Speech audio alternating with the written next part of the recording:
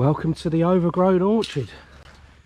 It's a right old state of affairs here. I had about an hour in here yesterday because I needed to get to the back side of one of the crayfish ponds, and I trod a load down, pulled a load out, and check out my lemons. They're not bad. These are actually lemons. I know Thai people call everything lemons, limes and lemons, but yeah, they're not looking half bad, are they? We got our first lot off these last year. Prior to that, we'd been taking all the flowers off. Let the plant, or is it a tree, grow nicely. We've got a few issues, but we haven't sprayed anything at all, so I don't mind that. Certainly when they've been flowering and fruiting like this, it's not a problem. So you can see the old chop and drop. It's like a big spongy mattress.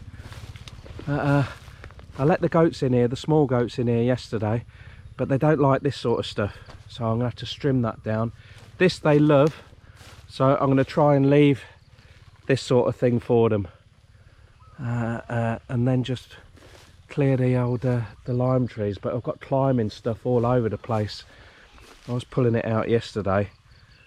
Yeah, it's a big job, so let's get started. Should have it done in about 20 minutes. Don't doubt me, because I've got an old friend who helped me, ain't I? Honda. True to form, it's raining again. Well, in fairness, it hasn't stopped for about 36 hours, I reckon. But that's not the reason it stopped play. Honda's just ran out of petrol for the first tank. But I'll show you how I've been getting on. Pretty eventful. I would class this as extreme strim and drop. We've got a nice mattress forming now. I'm gonna have to obviously get in and clean each individual tree. This phalang is totally covered. We've got a giant well, I won't say phalang, they're guavas. They're just totally overgrown since we haven't been concentrating on looking after the goats, but the fruit don't seem to be suffering, thank goodness. I've been trying my best to keep this sort of thing for the goats, so wherever there's a stronghold of that, I've tried to strim round it. There'll be a few of the bits and bobs that they'll leave, but that's all right. My old kaffir lime leaf is somewhere under there. Oh, stuff, eh? Bloody hell. I've got another one here. This one hasn't fruited yet. I think it's in too shady a area. I don't know. I mean, it's healthy enough, and we use the leaves, or Toon uses the leaves in cooking, but sometimes you like to use the fruit for other bits and bobs. I think you use it in a red curry paste. Oh, it's opened it all out here. I've been strimming in between the eucalyptus as we go. I need to cut these out. These are pretty poor looking. Just leave a couple of the straight ones. But really, I don't want these in here. But once they're big enough, I'll use them for building, and then just keep them chopped off right at ground level. And the goats seem to like these fresh leaves, and they soon kill them off. Oh, mango, found the mango tree. Well, we got 3 or 4. They seem nice and healthy after a good prune earlier in the year. I also managed to get stung on the back of the hand by the dreaded Dan, the brown Thai wasps, and by pure luck would have it, on the same hand that got stung yesterday. And you'll know, or most of you'll know, a few years ago, this right hand came up like a bloody bear's paw. It was so inflamed, and I was living on antihistamines. Yeah, so it's on the same hand, and it's swelling up nice. So I've had antihistamines for breakfast. Somewhere in there's another mango tree. Oh dear me. And another one here. It's like Narnia, but a little bit more jungle vibe. I want to get this sort of stuff out and leave that stuff there. Goats are funny old things. I mean, they're quite brave, and they'll get in the thicker stuff, but they do prefer to eat from a clear area. So I've just been trying to clear paths so that they can access the thick stuff like here that they really like. It's just really identifying what they like and what they don't like, or what they like but they shouldn't have or shouldn't have too much of, and might give them the trots or something like that. So it's a big old job, but there's plenty of food in here for them, and while the weather's like this we can't let them out on pasture, so we're just letting the little ones in here when there's a break in the weather, and get them away from the big ones, and then they can have a really good feed. We've noticed a good difference doing that, putting them in here yesterday. They tend to get bullied by the big ones, and we don't want to keep them locked up in their little room. Yeah, we've opened it all out here. Iscawava's doing all right. Another couple of days, well, if it was me, about another 3 or 4 days, but Toon likes them hard and crispy. Limes all over the place. Oops, seem to have trimmed that one. Toon's mum comes round and gets a carrier bag of limes that have fallen on the floor every single day. It's just ridiculous the amount we got, and there must be loads and loads that have gone to waste, but we just haven't had the time as well, you know. We've got basil growing all over the place. This is the one that you have with your pad kapow. We've also got a red one as well in here. Bitter eggplants all over the place. I like them when they're still like this.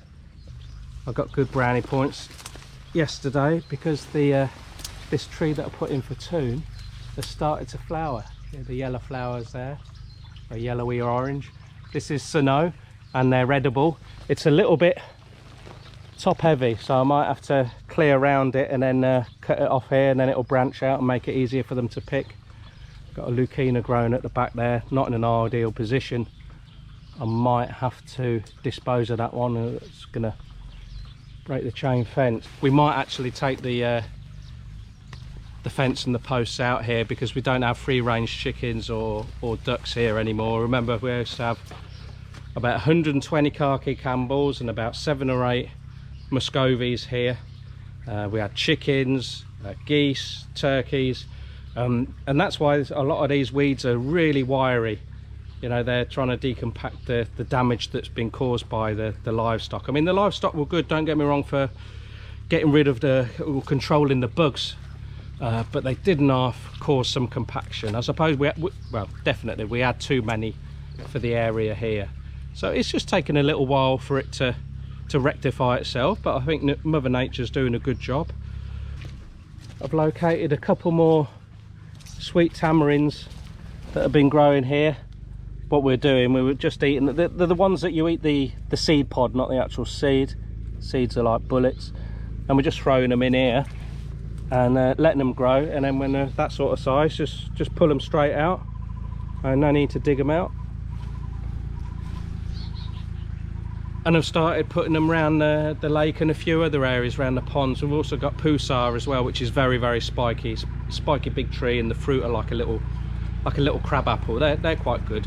Well, I suppose when you taste them, they're a little bit like a fusty apple. Good, I like them. Got basil going to seed all over the place, which isn't great, but the goats don't like it, so it's just been trimmed to death by me, leaving a few outcrops. We use quite a lot in cooking, and if Toon had her way, she would leave every single basil brush. I can't stop myself looking at these. What a fantastic pair. Hey, you might be thinking, why aren't you selling all this stuff? Well, as far as limes go, just about everyone round here has got at least one lime tree or two in the front or the back garden, so it's not really worth picking them and then trying to flog them. And what you could sell them for is a pittance anyway. So no, we use what we want. Toon's mum gives the fallen fruit to anyone that she likes in the village, and since she's been doing that, we get free produce back from other people in the village, and that's much nicer than making 10 or 20 baht, isn't it? I don't know how much limes are now, but it's just they're ridiculous cheap in the wet season. In the dry season, yeah, I think they were 20 baht for 5, which is a good price. So yeah, as the soil improves and helps to, what we're doing helps to retain the water content in the soil. There's plenty of food in the soil now. I think we might be able to sell throughout the year. I mean, they flower throughout the year if they get the water. The reason they struggled at the start was Toon and I cleared all this land by hand, and it was proper jungle, nothing like what you see here today. It was far worse. So we did burn a lot of stuff, and I used the ashes in the tyres. Limes don't like the ash, do they? So it's took quite a while for it to neutralise. A lot of manure, and yeah, and wood chips. Put a lot of wood chips there. But yeah, manure from the goats and from the poultry. They seem to have turned them round after a slow start, and they're quite healthy. This one's looking really good. Absolute beautiful. It's a bit bigger than some of the other varieties we've got. I think we've got about 4 different varieties. Still a little bit of leaf damage from leaf miner and a few other things which I don't know the names. Like the leaves are burnt, but it's not from the sun, it's from a bug. The pomelos have always struggled. We're still yet to get flowers because it's just like this all the time, unless I spray every single 2 weeks with baking soda, washing up liquid, and what is it? And a little bit of cooking oil mixed up with water, and spray that solution over them. I suppose I shouldn't be so bone idle and just get out here and do it. The problem is rainy season gets washed off quite quick, even with the soap on there. Never mind, we're getting there, aren't we? Right then, it's time to stick the kettle on and put my feet up for 5 minutes in the hammock, and then Toon should be back with the food for the goats. She's gone with Kai Muk and the mum in the rain. Bloody nails, aren't they? So make sure your other halves watch this, guys, because we all know women do like a man in a harness. What a difference a day makes, eh? The old currant bun's out, we've got some blue in the sky, and we can see where we're going in the orchard. It's actually 2 days since I started the strimming, and it's not like I've spent 2 days strimming, don't get me wrong. It's just that I did about 1.5 tanks of fuel, so probably about 1.5 hours, and yeah, it's looking pretty different. So there's still some little rocky outcrops for the goats to munch on. They're making good headway on it, and I think today will be the last day that they're in here. So we've got one of the few remaining bits here, a little bit tall for them. The small ones tend not to jump up and squash it down, so I've just been going around and squeeze it down, then they should all come over, or some of them. So hey, what's up? What I've actually done is squeeze it into a wasp nest. Sorry about that. I see it now. Sorry, Lucky. Sorry, girl. That's a biggie. Toon will be happy, but Lucky not so much.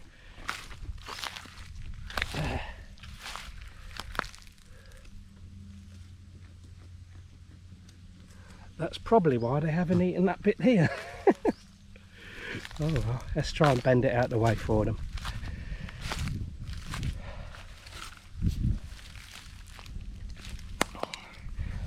It's quite an important day today as regards the weather.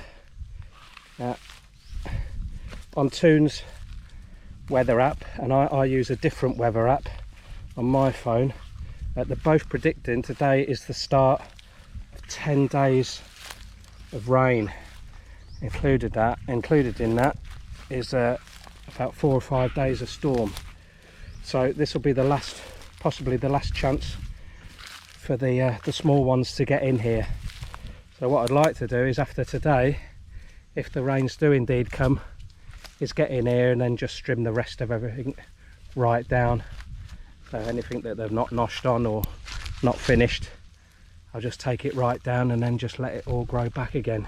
What is a little bit strange is one of our young goats, Nike, who struggled for ages with a bad stomach after the poisoning incident. As soon as she eats grass, she gets an upset stomach, so we've kept her off grass and everything's been fine. Just having leukemia. Oh, and hamata, I think it's hamata grass, Toon calls it. So they've been fine on, she's been fine on that.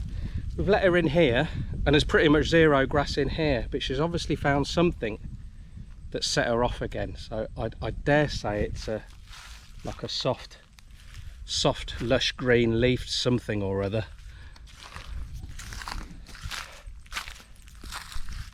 Maybe something like that. You can see it's almost like a lime green, whereas this sort of wiry dry stuff she's got no problem with. So unfortunately we're back to square one with Nike's backside, but everyone else seems fine. I've got one of the nicest goats out of the large herd in here today. Named her after my favourite pole dancer, Angel. She hasn't got a broken leg, but I think we've got some ligament damage. Toon's had to go off early this morning, take Mum to the hospital, and when I let the big ones out, she was sort of like favouring 3 legs and keeping the other one off the ground. Here she is. So I've had a good feel around and I can't feel anything broken, but you can see she's shaking on the back hind quarter there. All right, Angel. Hey. So I don't know, I would think it's ligament damage, but Toon's the limbs goat vet on the farm, so she'll have to check her out when she gets back. If anything's broken, then she does the splints. She's very, very good at it. You're in a bit of pain, aren't you, girl? But she's eating well and drinking well. The problem is, as well as an Ango goat having a lovely gentle temperament, any goat that's under the weather will get picked on by the other goats. So I thought, right, I'll bring her out with the venti. They've left her alone, and she can just have a bit of R&R. But she's not very comfy on the back there. Here you go, Leigh. We'll get Vet Toon to check you out later. See if I can talk her into wearing a nurse's outfit. Fat chance of that. Mind you, I'm coming up to 50, so hopefully. I'm picking up loads and loads of fruit that I've accidentally trimmed and knocked off. But I'll get Toon's mum to come in here today, hopefully, if she's feeling all right, and she'll pick a couple of carrier bags full for the neighbours and old people in the village. It's so hot, but I've got to take the big herd out a little bit later on. I'll probably do that as a separate video and combine it with a walk round, show you the water level on the lake, because it's hardly dropped at all, and with 10 days solid rain, if that transpires, we could be back to square one again. Got a cashew tree here reaching for the sky. Had quite a few nuts this year. We got 3 of these. I'm looking forward to getting rid of a lot of the eucalyptus though. We put way too many in, and well, I'm sure we'll sell a load, but we're going to use a load as well for our fishing, designated fishing areas on the lake. Eucalyptus, it doesn't last long if you leave it open to the elements, but if you keep it out the sun and the rain, and you treat it, then it lasts quite a while. Toon wants me to start growing leukemia down here. I don't mind doing that at all, but it's quite good for having the orchard as an emergency area for the young goats during the day, if we need to keep them separate from the big ones. Toon's nephew's chickens are still in here. They're not allowed out unless the small goats need to get in here out of the rain, then they leave the gate open and they can get outside for a few hours. So yeah, if I grow leukemia in here, then what happens, they'll get about 6 inches tall. You let the small ones in here and they'll just bite them off at ground level, and they usually die if the root system isn't established. Eggplants everywhere. Toon generally waits till they're like this, and then she'll pick a bag full and take them to the woman at the noodle shop. I don't mind them in a curry, they're all right, but I prefer them in a somtam. They're quite crispy and rubbery at the same time. The very outer skin is quite crispy when you bite into it, as long as you use them, you know, not long after you pick them. If not, they go like a bloody rubber bouncing ball. But yeah, they're good in a somtam. I did get a verbal thick ear from Toon for strimming loads of basil down, but look how much I've left. This is just one lot. I've left the main stronghold. I've still got to take some more bits and bobs out here. This is what happened to some of the fruit with the heavy rains. Just splits them, same as your tomatoes. Yeah, there's still loads of basil around. I don't know what a problem is. So I've just got a little bit more to do here. There's going to be some pruning involved because I can't walk through this bit here. It tends to be where I've put 2 rows of limes together. They bush out quite a lot and they start touching each other, so it doesn't make it particularly easy to pick and maintain the trees. Mind you, saying that, we've still got big weeds in here. I need to get in there and pull them out. Although they're quite wiry, because the soil's so wet, you can just pull them out. Mind you, bearing in mind I am incredibly strong. I'm having a laugh. I'm bloody fading fast, guys. I used to be quite strong. Not now. I'm sort of like built for endurance now rather than power. Crayfish tank, looking nice. Put some fresh aquatic plants in there, mainly just the alligator weed and a few hyacinths, so the crayfish are happy. Currently only two hatching tanks in operation at the moment. As well, you know, we've just been so busy. We've just let them hatch in the big tanks, generally speaking. But if we take one out and it's buried up, then we take it out and we'll put it in a black tank.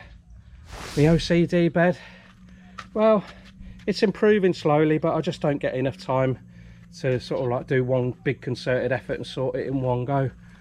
And my cardboard, as I get it, I'm using it. 6 baht for a kg. So I've given Toon the authorisation to go and get a load from the shop for me. But I even used an old bamboo mat down there. I haven't taken it further over because I want to take all this finger root out. I don't want that root system interfering with the papayas. So I've got a few shady or part shady areas on the farm that I'm gonna move it to, and a couple of raised beds as well. You can see here in the shade of the papaya, it does very well.